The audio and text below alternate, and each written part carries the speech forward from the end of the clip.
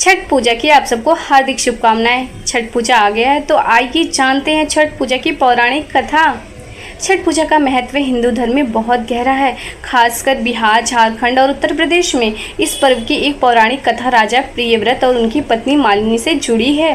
कहते कि राजा प्रियव्रत और रानी मालिनी की कोई संतान नहीं थी। संतान की प्राप्ति के लिए राजा ने महर्षि कश्यप के निर्देशन में यज्ञ किया।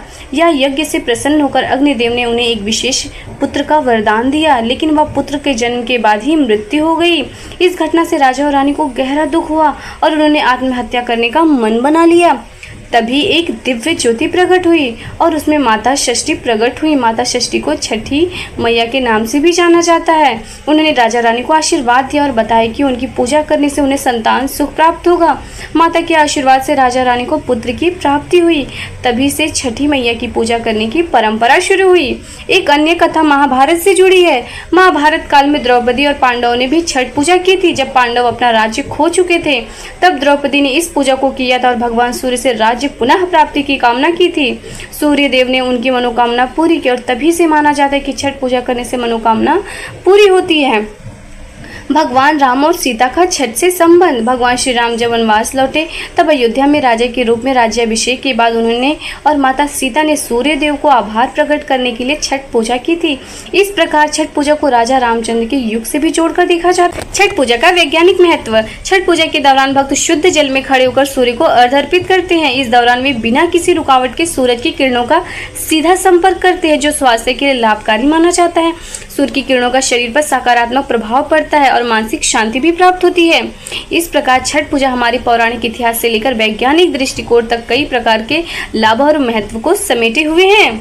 छठ पूजा 4 दिनों तक चलने वाला व्रत है, जिसमें नहाए खाए, खरना, संध्या अर्घ और सुबह का अर्घ शामिल है। हर दिन एक खास महत्व है और हर दिन एक विशिष्ट प्रक्रिया का पालन किया जाता है।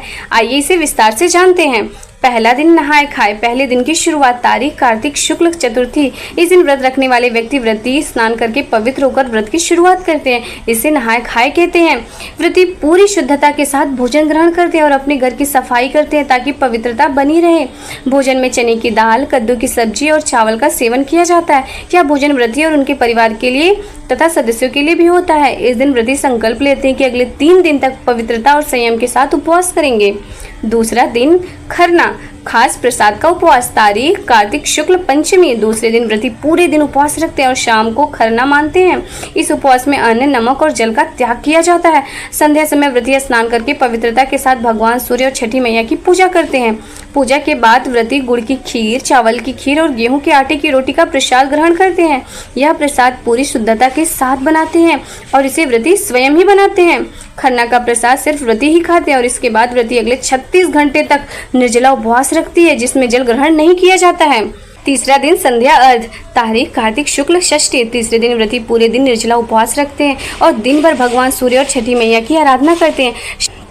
महिलाएं और पुरुष जल में खड़े होकर डूबते हुए सूर्य को अर्घ्य अर्पित करते हैं और सूर्य देवता तथा छठी मैया से परिवार की सुख शांति की समृद्धि की कामना करते हैं। चौथा दिन सुबह का अर्घ्य। तारीख कार्तिक शुक्ल सप्तमी। चौथे दिन व्रती सुबह सुबह पुनः घाट पर जाते हैं और उगते हुए सूर्य को अर्घ्य अर्पित करते हैं। यह अर्घ्य छठ पूजा का सबसे महत्वपूर्ण चरण होता है। व्रती का सूर्य की पहली किरण को जल अर्पित करती है।